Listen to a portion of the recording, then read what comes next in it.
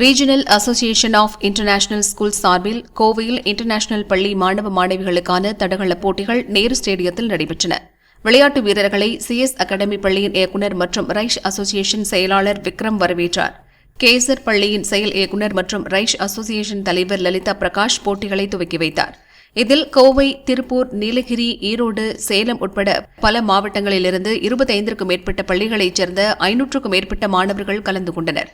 இப்போட்டிகளில் 100, 200, 400 மற்றும் 800 மீட்டர் தடகளம், நீளம் தாண்டுதல், உயரம் தாண்டுதல், குண்டு எறிதல், வட்டு எறிதல் போன்ற பிரிவுகளின் கீழ் போட்டிகள் நடத்தப்பட்டன. வெற்றி பெற்ற மாணவர்களுக்கு சிஎஸ் அகாடமி பள்ளியின் மண்டல தலைவர் மேனகா குமரன் பரிசு வழங்கினார்.